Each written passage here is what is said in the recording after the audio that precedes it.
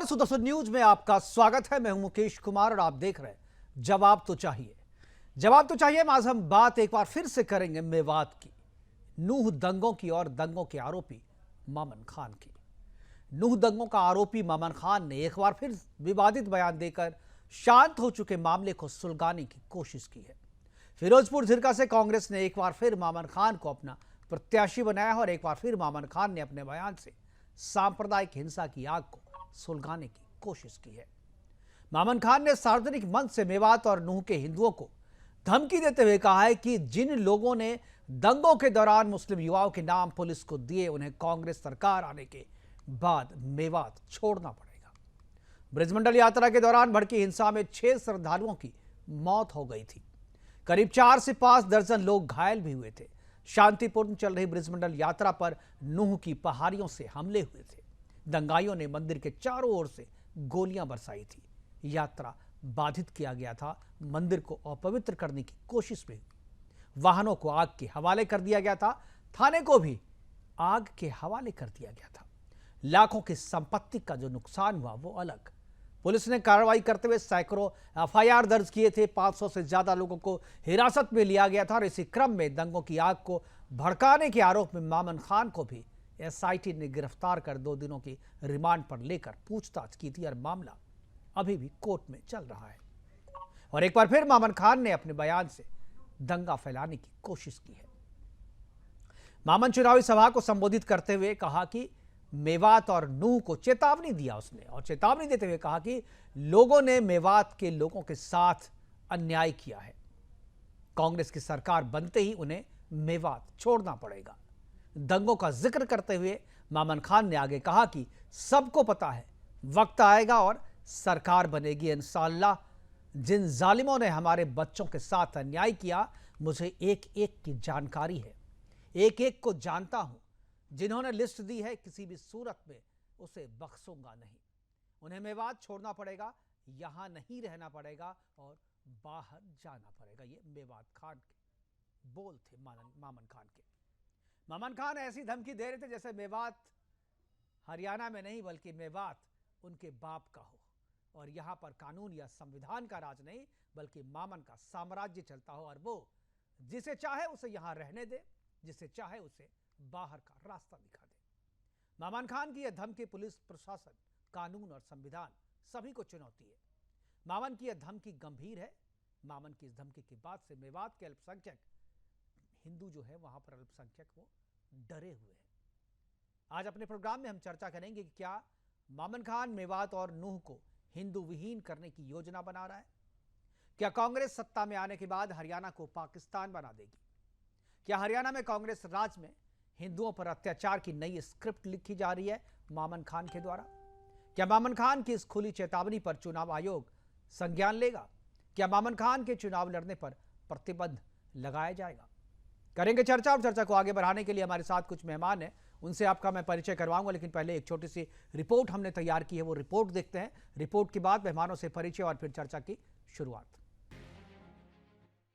देश में जारी विधानसभा की चुनावी सरगर्मी के बीच इन दिनों देश में कांग्रेस का सांप्रदायिक एजेंडा भी जारी है, जहां कांग्रेस पार्टी जम्मू कश्मीर और हरियाणा के चुनावों को सांप्रदायिक रंग देने में लगी है। जिस कड़ी में अभी जम्मू कश्मीर में राहुल गांधी गवर्नर को बाहरी बता देते हैं, तो कभी हरियाणा के फिरोजपुर झिरका सीट से कांग्रेस प्रत्याशी मामन खान खुलेआम खुले मंच से हिंदुओं को धमकी देता है।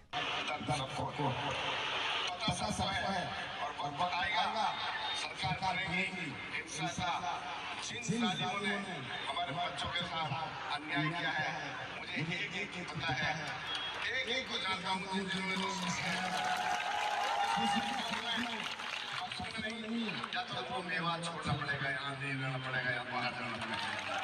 अपने चुनावी अभियान के दौरान अपने मजहबी समर्थकों के बीच सरेआम हिंदुओं को धमकाते मामन खान की ये धमकी न तो पहली धमकी है और न ही नई, जिसका आपराधिक ट्रैक रिकॉर्ड काफी पुराना है। कांग्रेस विधायक मामन खान हरियाणा के फिरोजपुर झिरका सीट से प्रत्याशी है। मामन खान का नाम नूह हिंसा के दौरान सुर्खियों में आया। मामन खान पर नूह में हिंसा भड़काने के संगीन आरोप लगे। मामन खान ने नूह हिंसा के समय अनेकों विवादित फेसबुक पोस्ट किए। नासिर जुनैद हत्याकांड में भी खान द्वारा लोगों को उकसाने के आरोप लगे। नूह में हिंसा भड़काने के आरोप में पुलिस ने ममन को राजस्थान से गिरफ्तार किया। एसआईटी की रिपोर्ट के आधार पर 14 सितंबर 2023 को ममन खान की गिरफ्तारी हुई। ममन खान के साथ हिंसा भड़काने के आरोप में उनके साथी आफ्ताब की भी गिरफ्तारी हुई। 18 अक्टूबर 2023 को हाई कोर्ट ने ममन खान को जमानत दे दी। आज नूह के हिंदुओं को कांग्रेस के नाम पर धमकाने वाले ममन इससे पहले भी अपने 2 बयानों से नूह की हिंसा में आग लगाई थी। जब वीएचपी द्वारा निकाली गई ब्रिजमंडल यात्रा में जिहादियों के पथराव के कारण माहौल बिगड़ा और हिंसा में 2 जवानों के साथ 6 लोगों की मौत हुई। जिस हिंसा के बाद 441 गिरफ्तारियों में से 427 मुस्लिम थे। जिस हिंसा को भड़काने में मामन खान का नाम सामने आया, जिसने नूह हिंसा के दौरान गौरक्षक मोनू मानेसर पर टिप्पणी करते हुए कहा था कि अब की बार मोनू मानेसर मेवात आया तो उसे प्याज की तरफ फाड़ देंगे। जिसने नूह हिंसा के दौरान गौरक्षक मोनू मानेसर को चुनौती देते हुए और अपने समर्थकों को उकसाते हुए कहा था कि आप चिंता मत करो, मैंने विधानसभा में आपकी लड़ाई लड़ी थी, मेवात में भी आपकी लड़ाई लड़ूंगा। अब ममन खान ने कहा है कि कांग्रेस की सरकार बनते ही हिंदुओं को मेवात छोड़ना पड़ेगा। लेकिन ममन खान के इतने बड़े बड़े हिंदू विरोधी कारनामों के बावजूद कांग्रेस पार्टी ने इसे आज तक एक फटकार तक नहीं लगाई। उल्टा मोहब्बत की दुकान चलाने वाले राहुल गांधी ममन खान के बयानों से समझौता कर उसे अपनी यात्रा में शामिल करते हैं। ममन खान के नाम पर नूह के मुसलमानों का वोट साधने वाले राहुल गांधी की इस तुष्टीकरण की राजनीति का परिणाम है कि आज हरियाणा के नूह जिले की सियासत सिर्फ मुसलमानों तक सिमट चुकी है। हरियाणा के 22 जिलों में नूह हिंदू विहीन जिला बन गया। नूह में आज तकरीबन 70% से ज्यादा मुस्लिम आबादी है। नूह में मुस्लिम वोटर निर्णायक माना जाता है। नूह की 3 सीटों से हर बार मुस्लिम विधायक चुने जाते हैं। हरियाणा में मुस्लिम मतदाता कांग्रेस का पक्का वोटर है। हरियाणा में कांग्रेस की इसी तुष्टीकरण वाली राजनीति के कारण केवल नूह में ही नहीं 103 गांव हिंदू विहीन हो चुके हैं। यानी अब वो दिन दूर नहीं जब कांग्रेस न सिर्फ हरियाणा बल्कि पूरे देश के हिंदुओं को मुस्लिम वोटों के लिए मजहब की आग में झोंकने वाली है, जिसके मामन खान जैसे प्रत्याशी कांग्रेस का नाम लेकर हिंदुओं को सरेआम धमका रहे हैं, जो सीधा सीधा कांग्रेस के हिंदू विरोधी एजेंडे को एक्सपोज करता है। Bureau report, Sudarshan news.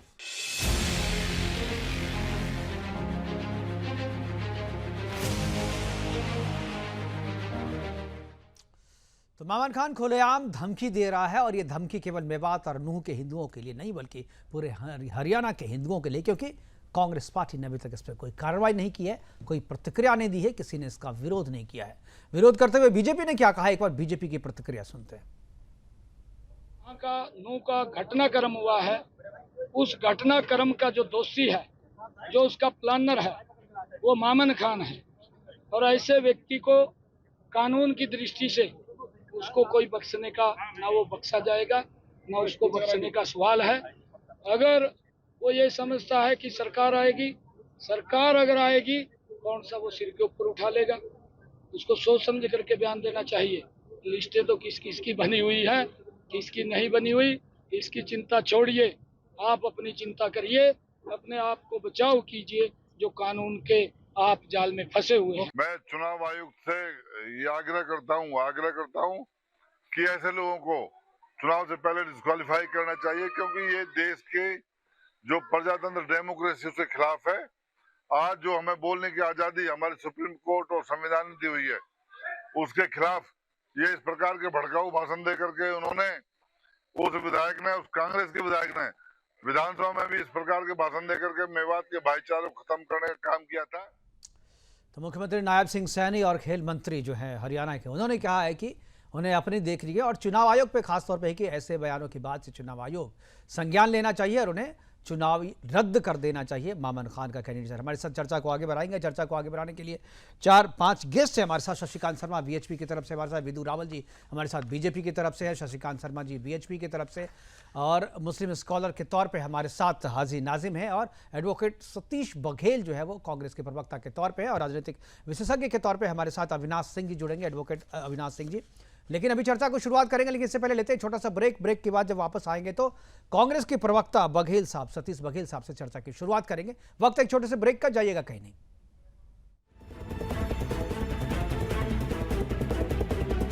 बाहर किया जाएगा मेवात से, करेंगे चर्चा। चर्चा को आगे बढ़ाने के लिए हमारे साथ जो मेहमान है उनसे आपका मैं परिचय करा चुका हूं, लेकिन पहले चलूंगा एडवोकेट सतीश बघेल जी के पास, जो कांग्रेस के प्रवक्ता भी है, वकील भी हैं और ऐसे मामलों के अच्छे जानकार भी हैं। आपका फ्रेम थोड़ा जो है मुझे लगता है एक बार अगर फ्रेम ठीक कर ले आप बघेल जी, आपका फ्रेम जो है सही नहीं आ रहा। अगर मेरी आवाज़ आ रही है तो बिल्कुल अब सही होगा। बघेल जी, अगर आपको मेरी आवाज़ आ रही है तो मेरा सवाल ये है कि मामन खान जैसे लोगों को कांग्रेस क्यों प्रमोट करती है? जब एसआईटी ने गिरफ्तार किया गया था, दंगे में नाम आया था सीधे तौर पर, उसके बाद भी कांग्रेस ने कुछ नहीं कहा। मोहब्बत की दुकान की एक फ्रेंचाइजी दे दी वहाँ पे, और जिस मोहब्बत की दुकान की फ्रेंचाइजी आप लोगों ने दी है, वहाँ से कैसे प्रोडक्ट्स आ रहे हैं? सतीश जी। देखिए, मामन खान जिसे आप आरोपी बता रहे हैं दंगों का, जिसे सांप्रदायिक बता रहे हैं, और सुदर्शन चैनल जिस तरह से प्रोजेक्ट कर रहा है, कांग्रेस को कटघरे में खड़ा कर रहा है, मुझे लगता है कि मामन खान और सुदर्शन चैनल में कोई फर्क नहीं है। कम से कम सुदर्शन चैनल को ये कहना चाहिए कि मामन खान के लिए क्या प्रतिक्रिया है। लेकिन आपने पहले ही हमको दोषी करार दे दिया, पहले ही कटघरे में खड़ा कर दिया, पहले ही दोषी बना दिया। दोषी नहीं, आरोपी मैंने कहा है, और आपने भी आरोपी ही कहा है। आरोपी कह सकते हैं किसी को भी, क्योंकि आप लोग के मन में पहले से जो है ना ज्यूम करके चलते हैं। नहीं, मैंने तो आरोपी कहा वकील साहब, मैंने आरोपी कहा वकील साहब, मैंने आरोपी कहा। मेरे पूरे प्रोग्राम में भी मैंने आरोपी कहा, मेरे पैकेज में भी आरोपी कहा गया है। दोषी तो कोर्ट सिद्ध करेगी, आप तो वकील है, आपको बताने की जरूरत नहीं। हमें इंतजार करना चाहिए इस बात का। नहीं तो हम भी तो आरोपी ही कर रहे हैं, इंतजार ही कर रहे हैं जी। ये तो इंतजार आप लोग नहीं कर रहे हैं ना। आपने तो बिल्कुल पिक्चर ऐसे बना दी है कि जैसे मामन खान को कांग्रेस प्रोजेक्ट कर रही है, कांग्रेस प्रेजेंट कर रही है।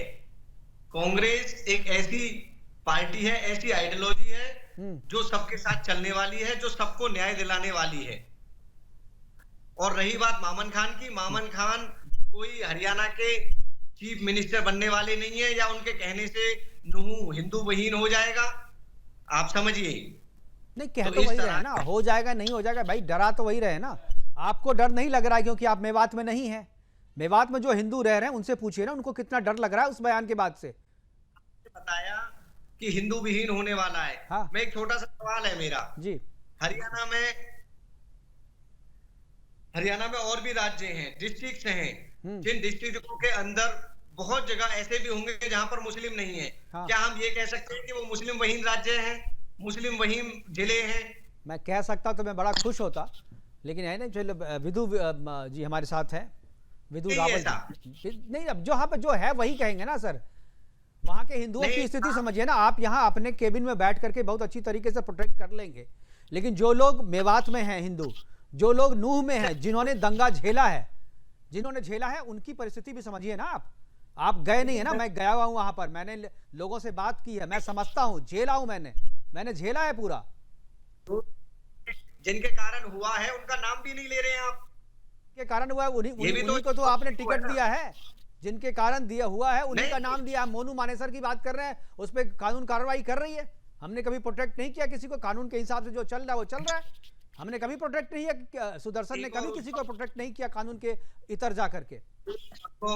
एक और बड़ा वो था जिसका नाम बिट्टू बजरंगी था। हाँ था, उसको कानून के हिसाब से काम चल रहा है। अभी चुनाव वो भी लड़ रहा है, पार्टी ने टिकट नहीं दिया, इंडिपेंडेंट लड़ रहा है। कानून के हिसाब से तो मामन खान पे भी कार्रवाई हो रही है, बिल्कुल हो रही है, हम उसे सपोर्ट कर रहे हैं भाई। तो मामन खान अगर इंडिपेंडेंट खड़ा होता ना तो ये सवाल नहीं बनता, लेकिन आपकी पार्टी ने उसे टिकट दिया, सम्मानित किया, आपकी पार्टी ने सपोर्ट किया उसके एजेंडे को। इसका मतलब आपकी पार्टी उसे आरोपी नहीं मानती, कोर्ट के बोलने से पहले उसे दोषमुक्त कर दिया है आपकी पार्टी ने, इसलिए सवाल आप पे है। विधु रावल जी। मुकेश जी, अभी कांग्रेस के प्रवक्ता ने ये बात कही कि सुदर्शन और मामन खान के लगभग एक जैसा ही मामला है जी। लेकिन मामन खान को तो टिकट दे दिया, सुदर्शन को तो टिकट नहीं दिया। सुदर्शन पर तो प्रवक्ता भेजते हुए भी दिक्कत मानते हैं ये लोग। मामन खान को और सुदर्शन को एक साथ रखते हैं, लेकिन इन्हें पता नहीं जब सुदर्शन चक्र चलता है तो कैसे होता है। आपके पैकेज में मैंने सवाल सुना, आपने सवाल सीधा सीधा पूछा कि मेवात से हिंदुओं को छोड़ना पड़ेगा क्या? मेवात को हिंदुओं को छोड़ना पड़ेगा? बिल्कुल, हिंदू विहीन करना। मैं ये आपको बता दूं, तो मैं आपके चैनल के माध्यम से ये बात सुनिश्चित करना चाहता हूं कि मेवात तो क्या, भारत के किसी एक भी हिस्से से हिंदू विहीन अब नहीं होगा। हिंदू जागृत हो चुका है।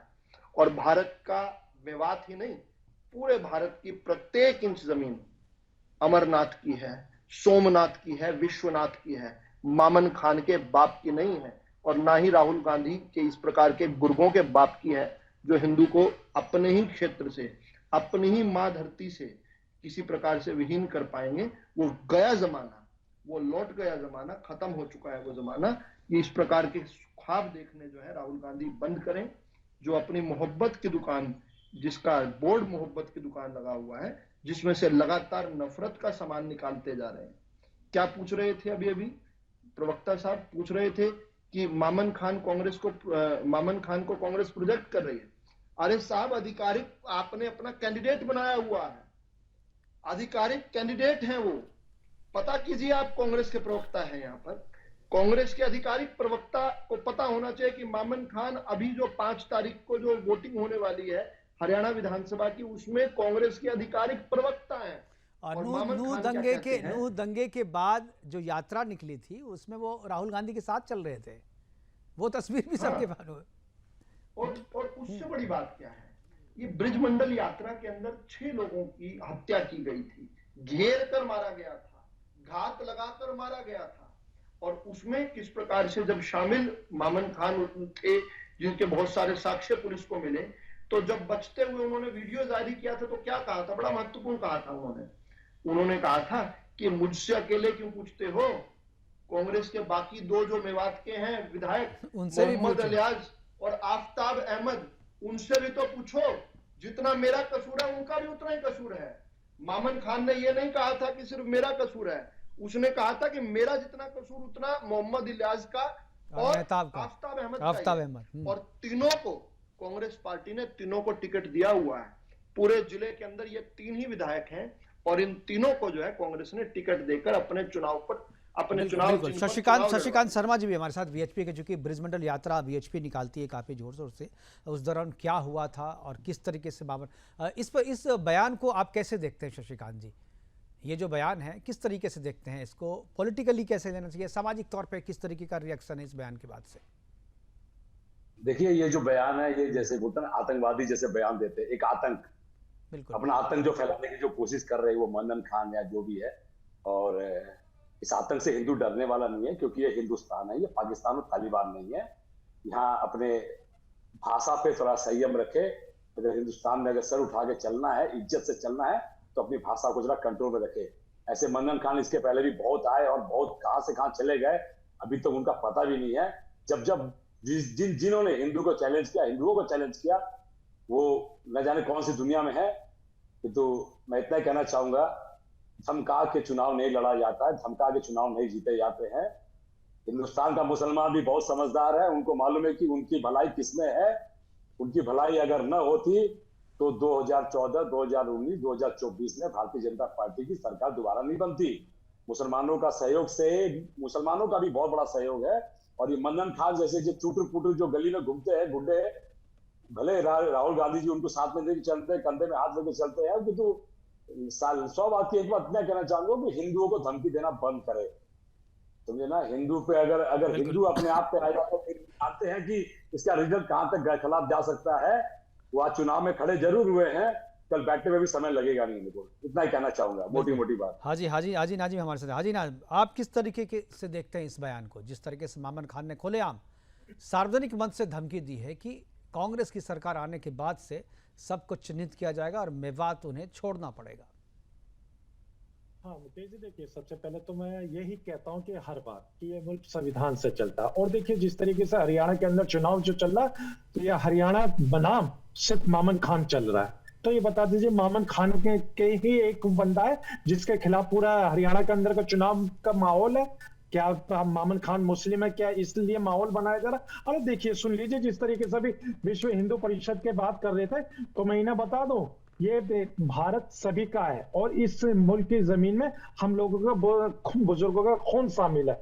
और सुन लीजिए, सुन लीजिए, अभी आपने कहा, और जब विधु जी भी ये कह रहे थे कि ये किसी के बाप का नहीं है, तो मैं ये बता दूं, ये भी भारत किसी के बाप की जागीर नहीं है, क्योंकि आप ही के विधायक महाराष्ट्र के। सुन लीजिए विधु जी, अरे विधु जी पेट में दर्द हो जाएगा। विधु जी मैं आ जाऊंगा आपके पास, आ जाऊंगा, बोल लेने दीजिए। का नहीं है। भारत का मुसलमान भारतीय है ना जी। कहाँ पर खून बहाया तुमने? सुन लीजिए, हम लोगों की कुर्बानियों की वजह से आप लोग आज टीवी चैनल पर बोल रहे हैं। खामोश रहिए, खामोश होकर सुनिए बात। हाँ, अभी जिस तरीके से बात करें मैं आ जाऊंगा विद्युत जी, मैं आपको पूरा समय दूंगा, पूरा समय दूंगा। मेरे बाप का भारत।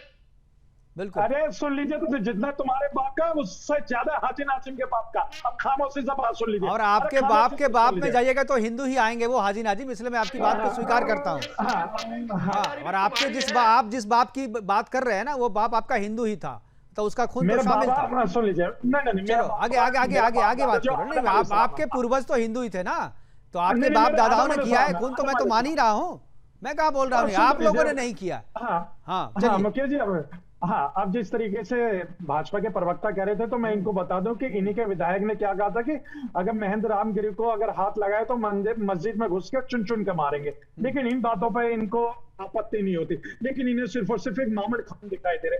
अरे ठीक है, देखिए मामन खान जो उसको चुनाव आयोग संज्ञान लेगा, और भारत के अंदर संविधान है, कानून है, कानून अपना काम करेगा संविधान के तहत। लेकिन एक ही माहौल बनाया जा रहा है सिर्फ और सिर्फ कि हरियाणा में जो चुनाव हो रहा है सिर्फ मामन वर्चस्व। ये क्या है? अरे चुनाव तो चुनाव के तरीके से होगा। ठीक है, समझ गए आपकी बात का भी बराबरी जवाब देंगे। उससे पहले मैं अविनाश सिंह जी के पास जाऊंगा। पॉलिटिकल एनालिस्ट हैं डॉक्टर अविनाश सिंह जी, और एडवोकेट भी है। अविनाश जी, क्या आपको लगता है चुनाव आयोग को संज्ञान लेना चाहिए और चुनाव रद्द कर देना चाहिए मामन खान का? क्योंकि इस तरीके की बातें जो है चुनावी राजनीति में, मुझे नहीं लगता है कि इसको छोड़ देना चाहिए, वैसे संज्ञान लेना चाहिए आपके हिसाब से? मुकेश जी नमस्कार, सारे श्रोताओं को ढेर सारी शुभकामनाएं। जय श्री। देखिए, अभी लोग आप बेटे की टाइप कर रहे थे कि किसके बाप का है, बट एक बात तो है मुकेश जी, थोड़ा हिस्ट्री में जाऊंगा। ये जो मेवात का जो एरिया था, ये जब पार्टीशन हुआ था तो यहाँ के मुसलमान पाकिस्तान की तरफ जा रहे थे। वाकई में एक हमारे पुराने पिताजी महात्मा गांधी हैं, उन्होंने जाओ लोग ही रहो, तो वाकई में इनके पिताजी ने को यहाँ पे रखा था। ये पहली बात। दूसरी बात, जहां तक कांग्रेस की बात कर रहे थे, कांग्रेस तो घोषित ऐसी पार्टी है, 1984 के बाद भी सज्जन कुमार और ट्रैक्टर को पदवी दिया, पद दिया, इलेक्शन लड़ाया, इलेक्शन जितवाया, और आज भी हम पार्लियामेंट में देखते हैं तो प्रधानमंत्री के बारे में जिसने बोटी बोटी काटने की धमकी दी थी, आज वो पार्लियामेंटेरी। तो कांग्रेस का इतिहास है देवानी, देश तोड़वा जैसे लोग, और इस तरह का जो व्याख्या करते हैं देश में, जो घृणा फैलाते हैं, उस तरह के लोगों को पार्लियामेंट में पहुंचाना तो ममन खान कोई अपवाद नहीं है। अब तीसरी बात पे आता हूं, यहाँ पे इलेक्शन कमीशन की बात आपने बोली। दोनों, इलेक्शन कमीशन भी एक कॉन्स्टिट्यूशनल बॉडी है, और जो हमारे माननीय कोर्ट्स है वो तो बिल्कुल ही जुडिशियल बॉडी है। ये दोनों ने डेमोक्रेसी के प्रति अपनी रुझान दिखाने के चक्कर में डेमोक्रेसी का जो आधार है उसको हिलाने की कोशिश की है। मैं ये किसी जज के खिलाफ नहीं बोल रहा हूं, ये मेरी व्यक्तिगत राय हो सकती है, पर हमने बहुत ही लूज एडमिनिस्ट्रेशन देखा है, चाहे वो इलेक्शन कमीशन हो। आप देखिए केजरीवाल को आपने छोड़ दिया कि तुम जाके कन्वर्सिंग करो, इस तरह से कई लोग छूटे हैं। अभी इंजीनियर राशिद जो घोषित टेररिस्ट है, तो जेल काट रहा है, उसको आप छोड़ दिया कि तुम भी कन्वर्सिंग करो। तो मुझे ऐसा नहीं लगता कि इस तरह के जो भड़काऊ भाषण जो होते हैं, इसके ऊपर कोई बहुत बड़ी कार्रवाई होगी। हाँ, 24 से 48 घंटे या 72 घंटे के लिए उनको रोका जा सकता है, पर इस देश को डेमोक्रेसी का जो प्राइस पे करना पड़ रहा है, नाहिद खान या जो भी ये खान साहब है, ये उसी की पैदाइश है, और देश को ये खामियाजा भुगतना होगा जब तक कि हमारे पास हर स्टेट में योगी जैसा सीएम ना हो। हाँ बिल्कुल। इस वक्त एक छोटे से ब्रेक का जी, आप जो जवाब दे रहे थे, मुस्लिम स्कॉलर जो हाजी नाजिम जिन्होंने कहा था कि ये मुल्क उनके बाप दादा का भी है। ये जो फ्रॉड सेकुलरिज्म है ना, ये स्पष्ट हो जाना चाहिए, इसका पर्दाफाश हो जाना चाहिए। ये जो फ्रॉड नैरेटिव है ना, 1946 के जो सेपरेट इलेक्टोरेट इलेक्शंस थे, आखिरी जो इलेक्शंस थे, वो लगभग इसी नाम पर लड़े गए थे कि भारत का विभाजन होगा या भारत का विभाजन नहीं होगा। 94.67% मुसलमानों ने पाकिस्तान बनाने के लिए वोट किया था। इसके बावजूद भी हिंदुस्तान में रह गए, और हम क्योंकि विश्व बंधुत्व की बात करते हैं, हमने उनको अपना लहू पिलाकर भी, अपनी छाती का खून पिलाकर भी उनको अपने साथ रखा है, अपना भाई बनाकर रखा है।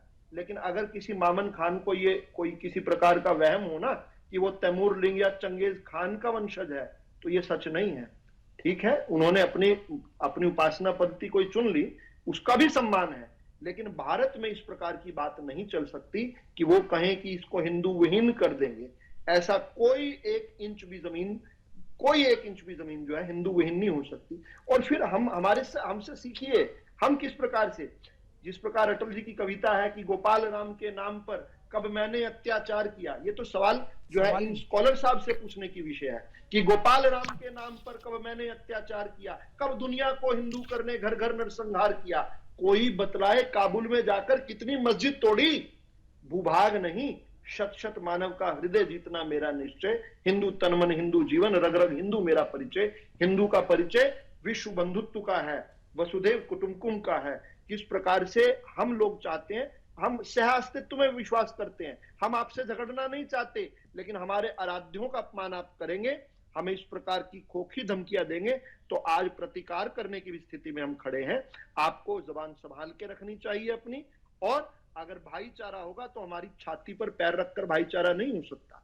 भाईचारा तो साथ साथ खड़े होकर हो सकता है। ये प्याज सी फोड़ देंगे, ये मेवात से हिंदू को एक एक हिंदू को चुनकर बाहर निकाल देंगे। इस प्रकार की भाषा पर विराम लगाइए, अपनी जबान पर लगाम लगाइए। और कांग्रेस पार्टी के प्रवक्ता यहाँ पर बैठे हुए हैं, कांग्रेस पार्टी को समझना पड़ेगा, इस फ्रॉड सेकुलरिज्म से बाहर निकलना पड़ेगा। इस आंख बूंद कर किस प्रकार से ये दुनिया को सोच रहे हैं कि दुनिया देख नहीं रही, दुनिया देख रही है। हरियाणा की जनता और भारत की जनता भी देख रही है किस प्रकार से आप लोग बिल्कुल नंगे हो चुके हैं।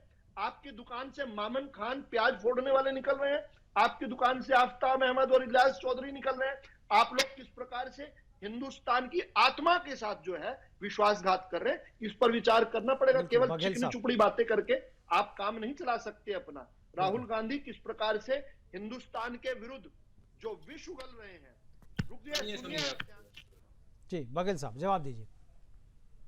ये जो कह रहे हैं कि हमारी दुकान से मामन खान निकल रहे हैं, हमारी दुकान से मामन खान निकल रहा है, इनकी दुकान से तो कितने मामन खान निकल रहे हैं।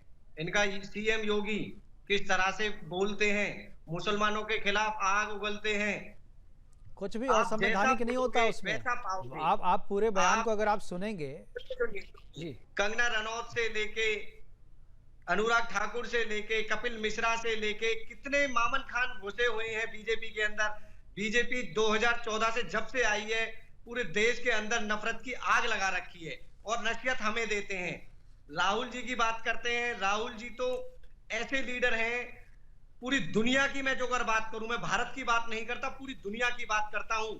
उनकी बराबर सहन शक्ति और शांति प्रिय कोई आज की डेट में नेता हो हिंदू को तो वो जरूर कहने वाला शांति मैं प्रिय करता हूं इसको। हिंदू को हिंसक कहने वाला शांति प्रिय, हिंदू को गाली देने वाला, हर पल गाली देने वाला शांति प्रिय, ये शांति प्रिय। ऐसी शांति नहीं चाहिए, ऐसी शांति को भुगत रहे हम। हमें 1000 साल हो गए ऐसी शांति को भुगतते हुए।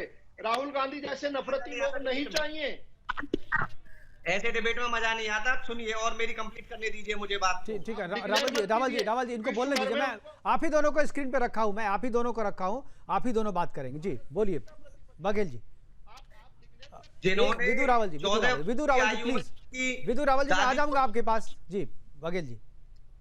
14 वर्ष की आयु में जिनकी दादी की हत्या हुई थी, 21 वर्ष की उम्र में जिसके पिताजी की हत्या हुई थी, उस व्यक्ति के अंदर नफरत का 0.1% भी नहीं है। उसने अपने पिता के हत्यारे, अपने दादी के हत्यारे उनको माफ कर दिया है। अभी हाल में ही आपने देखा होगा कि पार्लियामेंट में राहुल जी जो बेन सिंह जी के वो हैं, जिनके हत्यारे के बेटे हैं, उनसे उन्होंने बातचीत की, हालचाल पूछा। नहीं पहन सकते भारत में। सुनिए मेरी बात, पूरी भाजपा के अंदर राहुल जी की बराबर शांति प्रिय सहानुभूति रखने वाला व्यक्ति नहीं चाहिए ऐसा तो भगवान के। ठीक है रावल जी, अब आप रखिए। ठीक है रावल जी, राहुल गांधी को हमें मत दीजिए, हमें नहीं चाहिए राहुल गांधी। हमारी कोई प्रतिस्पर्धा नहीं है राहुल गांधी लाने की, हमारी कोई इच्छा भी नहीं है। आपको मुबारक है राहुल गांधी, आपको उनसे सीखने की जरूरत है। पूरे देश के नफरती जितने भी नेता हैं उनको सीखने की जरूरत है। गऊ को काट के खाने वालों को अपने साथ घुमाता है ऐसे राहुल गांधी आप ही रखिए, हमें नहीं जरूरत है ऐसे राहुल गांधी की। आप रखिए, एक ही राहुल गांधी बहुत है। एक ही, वो कहते हैं बस एक ही उल्लू काफी था, बर्बाद गुलिस्तां करने को हर शाख पर उल्लू बैठे हैं, अंजाम गुलिस्ता क्या होगा। आप रखिए राहुल गांधी को, हमें नहीं चाहिए राहुल गांधी, पहचान करने की नहीं चाहिए राहुल। ठीक है आप दोनों, अविनाश जी कुछ बोलना चाह रहे हैं आप दोनों के बीच में जी। कर दिया है, 205 लाख करोड़ का कर्ज कर दिया है, और आप ठीक है बघेल जी बोलिए, वो चर्चा नहीं हो रही है अभी हम मामन खान पे ही सेंट्रिक रहेंगे, मामन खान पे ही बात करेंगे जी। अविनाश जी, अभी कांग्रेस के प्रवक्ता बिल्कुल सही कह रहे थे कि बहुत शांति प्रिय कांग्रेस है। चाइना को जमीन दे दिया, पाकिस्तान को हमारे आर्मी का सर दे दिया, वो घुस के हमें मारते थे, हम बोलते थे भाई साहब क्यों हमें मार रहे हो। तो बहुत ही वाकई में बहुत शांति प्रिय ये पार्टी है। जितने भी मुसलमान हैं, जो भी भाई आप बीच में बोलिएगा, बीच में मत बोलिए, जब मैं आपके पास आ जाऊंगा जी, बोलिए।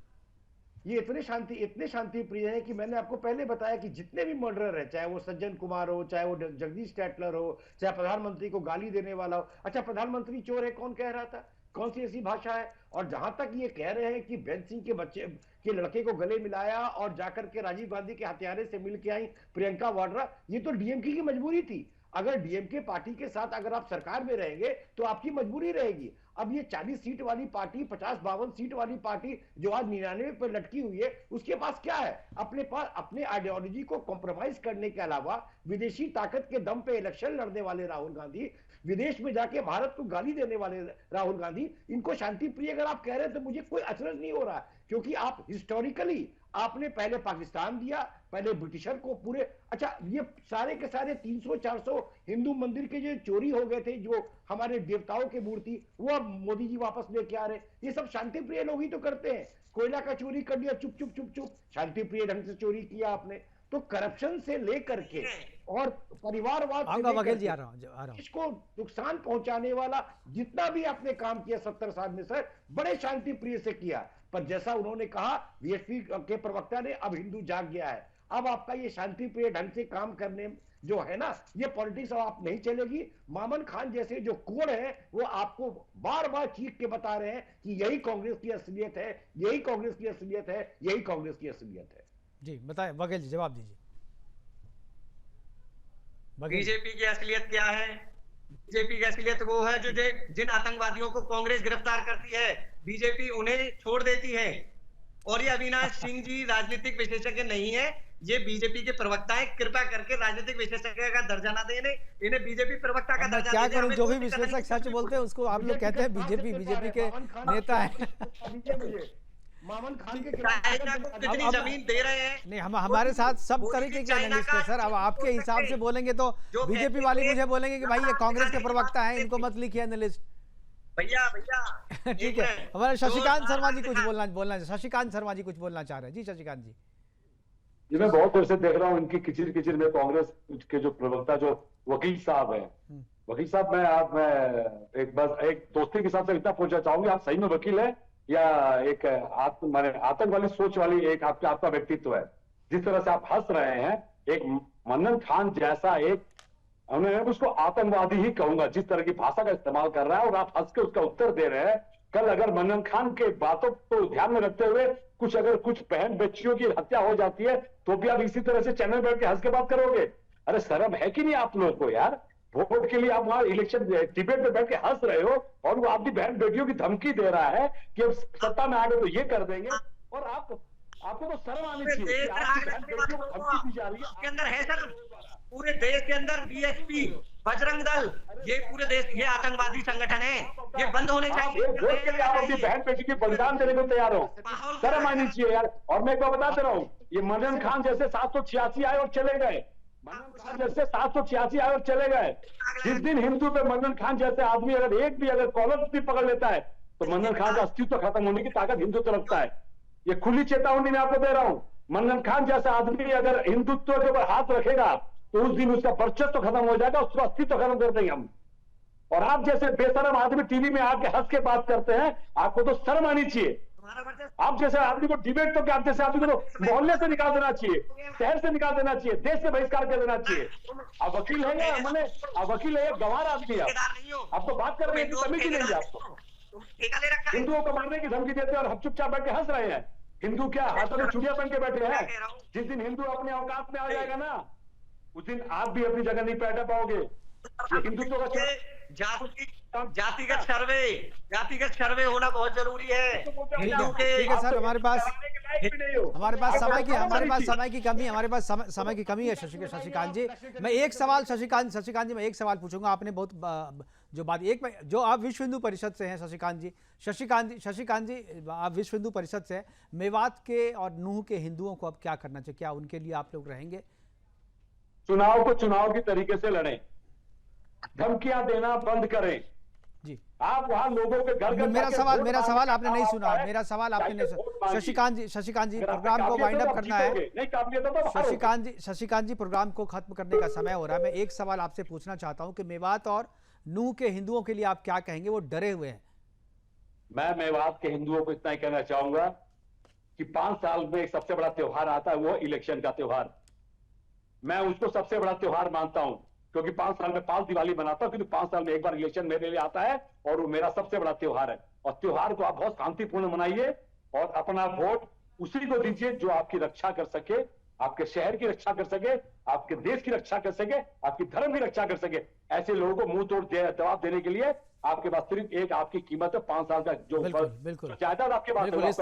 इस तरह की बातों का जवाब जो है अब वोट से दीजिए। बहुत अच्छी बात कही। हमारे साथ जुड़ने के लिए शशिकांत जी आपका, और एडवोकेट सतीश बघेल जी आपका, हाजी नाजिम जी आपका, और विदु रावल जी आपका, और अविनाश सिंह जी आपका बहुत बहुत धन्यवाद। आप जुड़े और अपनी बातें हमारे साथ साझा की। लेकिन मामन खान ने जिस तरीके का स्टेटमेंट दिया है और पब्लिक मंच से दिया है, ऐसा नहीं कि अभी इस चर्चा के बाद से वो मामन खान आगे इस तरीके की बातें बोलना बंद कर देगा। मुझे लग रहा है कि उस पर जब तक कार्रवाई नहीं होती है और चुनाव आयोग उनकी बात का संज्ञान लेकर के उन पर कोई कार्रवाई नहीं करता, तब तक हो सकता है आगे भी अगले भी किसी जनसभा में इसी तरीके की बातें करें, क्योंकि उनका वोटर जो है वो यही सुनना चाहता है। उनकी पार्टी जो है ऐसे बोलने वाले को ही प्रमोट करती है और ऐसा आचरण करने वालों को ही इनाम देती है, और इसलिए उनके नेता इसी तरीके के बोल बोलते हैं और पार्टी उन्हें मोहब्बत के दुकान की फ्रेंचाइजी देती है। फिलहाल अभी के लिए इतना ही, दीजिए इजाजत, नमस्कार।